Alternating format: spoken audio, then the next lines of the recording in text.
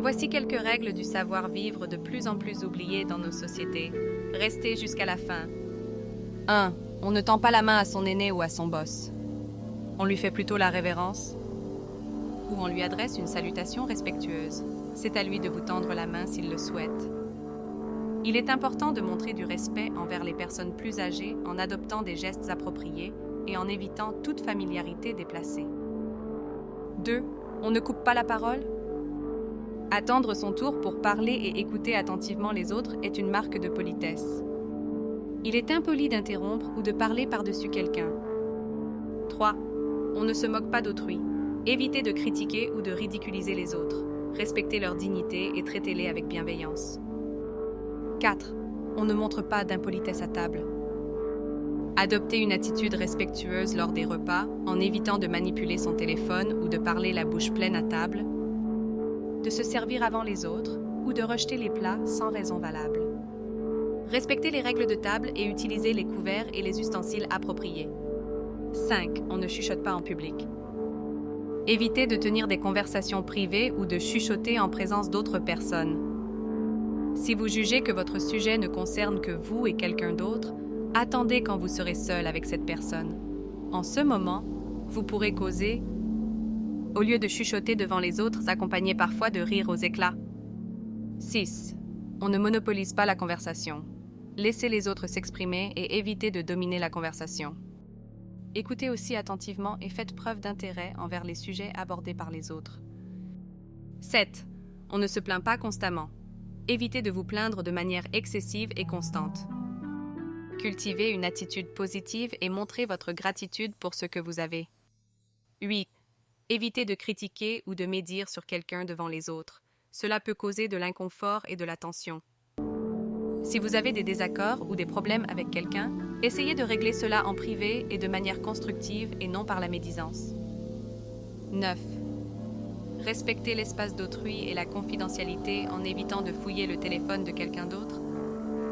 Ou ses effets personnels sans son autorisation, même si c'est votre conjoint ou conjointe. La vie privée est une notion importante à respecter. 10. Ne partagez pas le numéro de téléphone d'une personne avec une autre sans avoir obtenu l'autorisation de cette personne au préalable. Le respect de la vie privée inclut également le respect de la confidentialité de ces informations personnelles. 11. Soyez ponctuel et respectez les horaires convenus. Arriver en retard à un rendez-vous ou une réunion est irrespectueux envers les autres qui ont pris le temps de s'organiser et d'être présents à l'heure convenue. 12. Faites preuve de politesse et de courtoisie envers les personnes que vous rencontrez. Utilisez des formules de politesse comme « s'il vous plaît » et « merci ».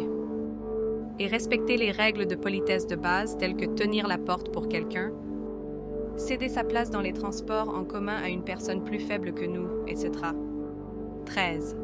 Évitez de manger ou de boire bruyamment en public, car cela peut déranger les autres. Essayez de manger et de boire de manière appropriée et discrète. 14. Lorsque vous rencontrez un aîné ou votre boss, il est important de montrer votre respect en retirant votre chapeau.